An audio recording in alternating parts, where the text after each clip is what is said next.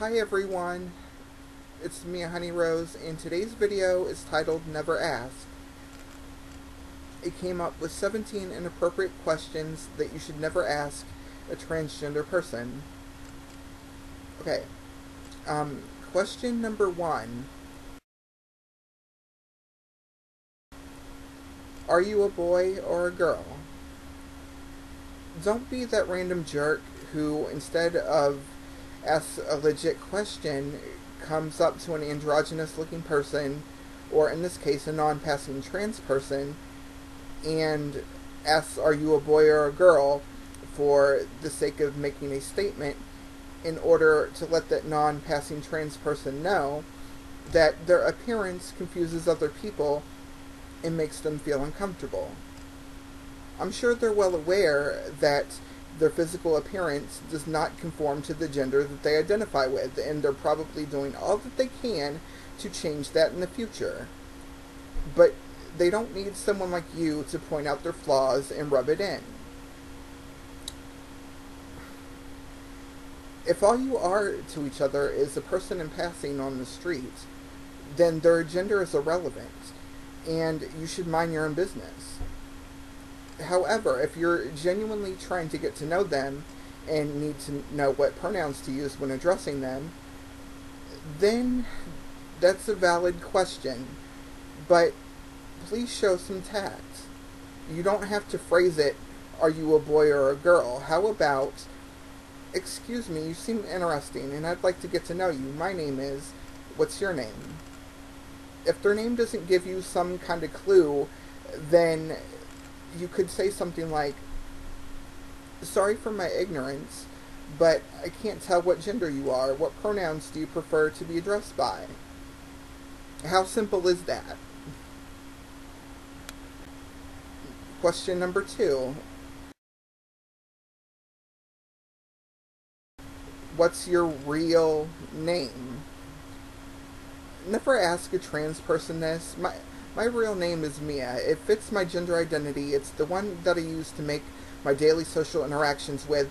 It's the only acceptable name for others to address me by. And it's the only name that I'll answer to. By real name, you mean birth name. But my birth name isn't my real name. It has no relevance to who I truly am, nor to my life in the present tense. There's no reason to ask for such private, sensitive information unless you want to use it against me as a means to discredit my womanhood. And if so, shame on you. Question number 3.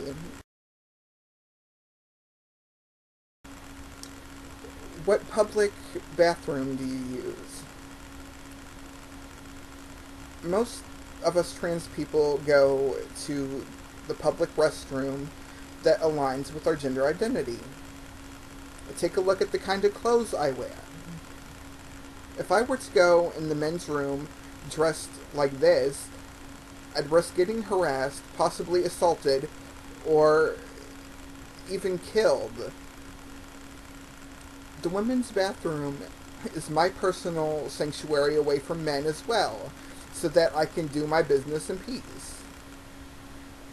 On another note, I don't want to hear any shit about how, well, if we let trans women in the female bathroom, then how are we going to stop peeping toms from coming in if all they need to do is cross-dress? If that's what they intend to do, there's no sign in the goddamn world that's going to keep them out. You can't keep a pervert from spying on you in the bathroom. But what you can do is catch them in the act, report them, and have them punished for their actions. But do not profile, prejudge, and assume that a trans person is in the public bathroom to violate others and cause problems. Question number 4. Do you sit or stand to pee? You shouldn't ask anyone about their habits concerning the toilet, let alone a trans person. It's rude. However, most trans people urinate according to their gender identity. Most trans women pee sitting down, regardless of being pre-op or post-op. And trans men who haven't had bottom surgery usually have devices so that they could pee standing up. Question number 5. Do you have a penis or a vagina? Question number 6. Can I see it? Question number 7. How do you have sex?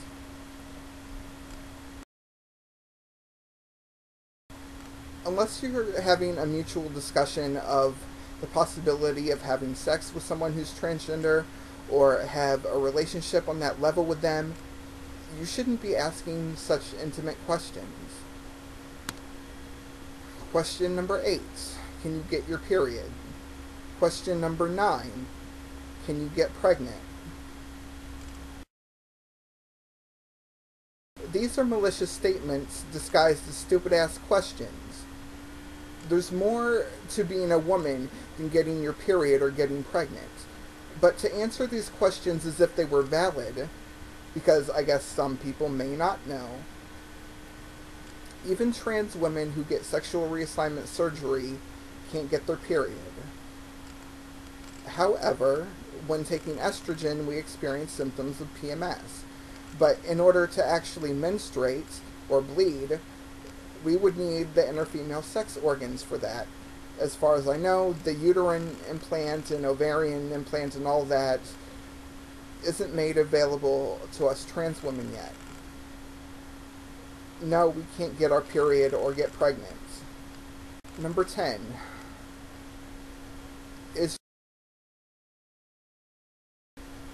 Is your breasts / ass real? Well, the last time I checked, they weren't a figment of anybody's imagination, so what the hell do you think? I feel like any woman, trans or otherwise, who takes measures to enhance their look in order to feel comfortable with themselves should start saying this from now on, because it's a rude question. It's a rude question that doesn't even have to be taken seriously. Whether we grew them with hormones or got implants, we worked hard for our look and did it to feel better about ourselves. What we may or may not have done to our bodies has nothing to do with the rest of you. The only thing that should matter to you is whether or not you like what you see. Number 11. Do you date straight guys or gay guys?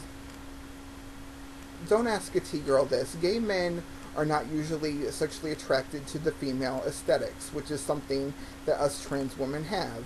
Now, we can argue all day about whether or not the men we date are 100% heterosexual.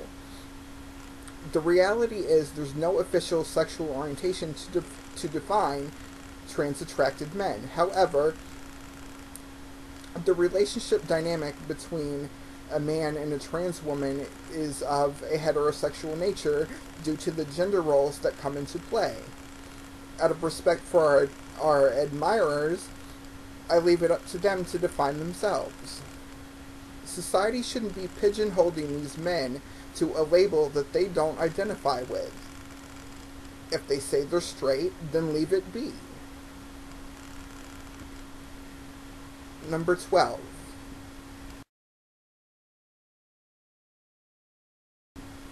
Can I see a pic of you before your transition? Most of us trans folk are not proud of our before photos. It's tied to emotional pain and suffering at worst, and total embarrassment at best. The majority of us want our past to be buried and forgotten about. However, some trans people are comfortable enough to show before and after photos for educational purposes. If you're curious about the transition process and want to see some before and after photos, that's what Google is for.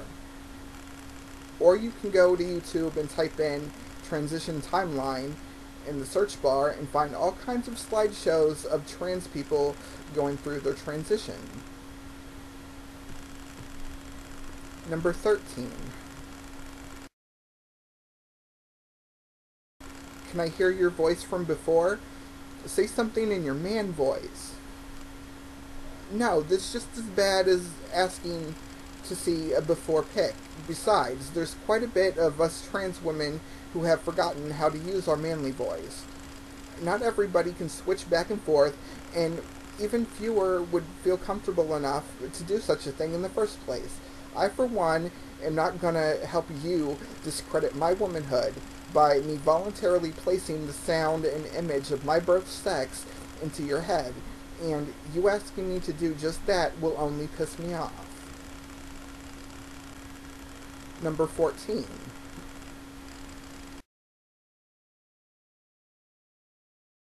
Why do you talk like a gay guy? Some of us trans women weren't blessed by Mother Nature with a naturally feminine sounding voice. A lot of us have to train our voice and go through an awkward phase before having a voice that sounds like a born female's. Then there's others of us who don't get past that awkward phase and just have to deal and work with what we got. Some of us, instead of trying so hard to change the pitch and resonance of our voice, we focus on our manner of speech. Sometimes our style of speaking comes off as sounding like a femme gay guy, and that's okay. Why should it bother you? Question number 15.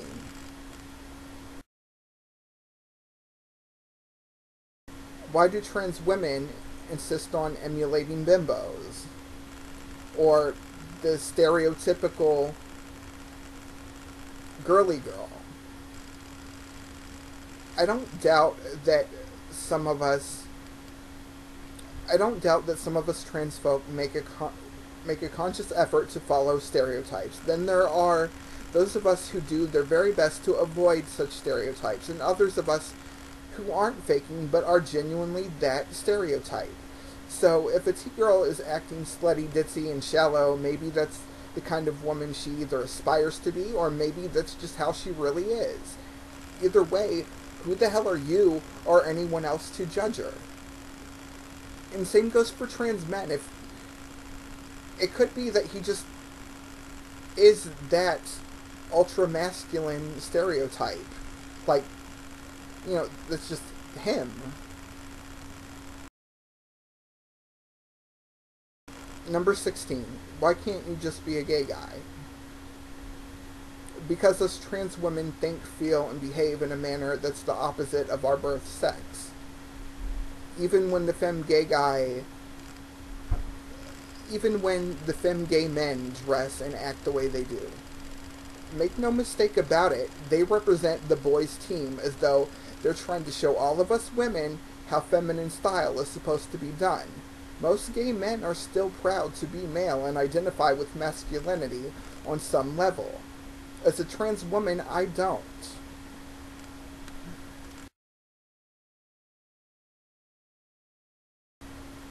Do you trick straight guys into having sex with you?